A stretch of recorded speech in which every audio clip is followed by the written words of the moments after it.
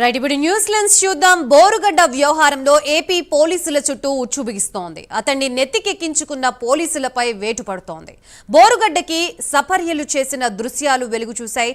దీనిపై ఏపీ ప్రభుత్వం సీరియస్ అయింది. ఇప్పటి వరకు ఈ వ్యవహారంలో 11 మంది పోలీసులు బలయ్యారు. మరో డీఎస్పీపై కత్తి వేలాడుతోంది. బోరుగడ్డ సపర్యలపై ఐజీకి నివేదిక వెల్లడైంది. దీంతో మరికొంతమందిపై వేటుకి రంగం సిద్ధమైంది. ప్రస్తుతం ఇదే అంశానికి సంబంధించి మనకి పూర్తి సమాచారం అందించడానికి మా ఏపీ ఇన్పుట్ ఎడిటర్ టీవీ రావు సిద్ధంగా ఉన్నారు. రావు, చెప్పండి. బోరుగడ్డ అనిల్ కుమార్, ఈయనకి సంబంధించి నోటికి హద్దు అదుపు లేనటువంటి పదజాలంతో ఏదైతే అగ్రనేతలను, ఏదైతే ఇటువైపు ప్రతిపక్ష నేతలను టార్గెట్గా చేసుకుని అయితే వ్యవహరించిన తీరు, అతను బోరుగడ్డ అనిల్ కుమార్ అంటే రాష్ట్రంలో తెలియని వారు లేరు. అతను ఒక సైకో, ఏదైతే పార్టీ యాక్టివిస్ట్గా కూడా అందరికీ గుర్తింపు పొందినటువంటి పరిస్థితి.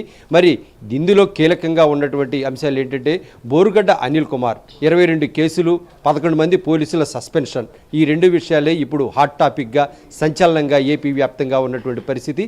ప్రధానంగా బోరుగడ్డ అనిల్ కుమార్ విషయంలో ఇప్పుడు ఐజీకి ఒక నివేదిక కూడా చేరింది.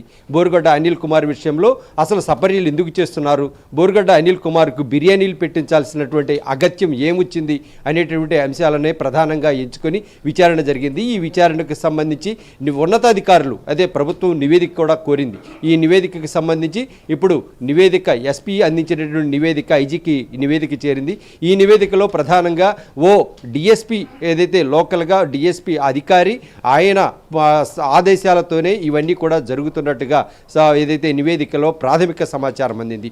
మరి ఇందులో కీలకమైన అంశాలు ఏంటంటే, బోరుగడ్డ అనిల్ కుమార్కు తొలుత ఏదైతే రాజమండ్రి జైలుకి తీసుకువెళుతూ ఆయన్ను ఏదైతే ఒక రెస్టారెంట్కి, క్రాస్ రోడ్స్ రెస్టారెంట్స్కి తీసుకువెళ్ళి అక్కడ బిర్యానీలు పెట్టించడం, ఇందుకు సంబంధించి 7 కానిస్టేబుల్స్ తనతో ఉన్నటువంటి వారందరూ కూడా ఒక్కసారిగా సస్పెండ్ అయిపోవడం. ఇలా మరో ఇష్యూ ఏంటంటే, గుంటూరులోనే ఒక పోలీస్ స్టేషన్లో ఆయనకి సపర్యలు, బెడ్, ఫుడ్ అన్నీ కూడా అందిస్తున్నటువంటి సపర్యలు పోలీసులు చేస్తున్నటువంటి తీరు చూస్తే ఔరా అనాల్సిన పరిస్థితి ఏర్పడింది. మరి అంతేకాకుండా పోలీస్ స్టేషన్లలో కూడా ఇటువంటి చర్యలు కొనసాగుతాయా అనేటటువంటిది కూడా ఒక అనుమానాలు రేకెత్తించేటటువంటి సన్నివేశం సీసీ ఫుటేజ్ ద్వారా వెలుగులోకి వచ్చింది. మరి ఇంతే కాకుండా ఏదైతే ఒక ఖైదీకి పోలీస్ స్టేషన్లలో ఏదైతే కింద కూర్చోబెట్టి చాలా ఏదైతే ఒక ట్రీట్మెంట్ అనేది, పోలీస్ లెవెల్ ట్రీట్మెంట్ అనేది ఒకటి ఉంటుంది కాబట్టి ఆ లెవెల్లోనే చూస్తారని అందరికీ తెలిసిన విషయమే.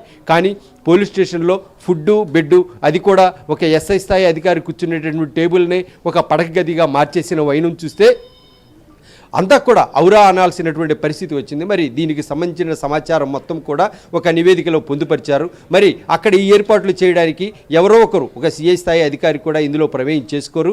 మరి ఇందులో ఎవరో ఒకరు ఉన్నత స్థాయి అధికారులు హ్యాండ్ ఉంటుంది అనేటటువంటిది నివేదికలో కూడా ఒక అనుమానాలు వ్యక్తం చేసిన తర్వాత నివేదికలో అదే ప్రస్ఫుటమవుతోంది.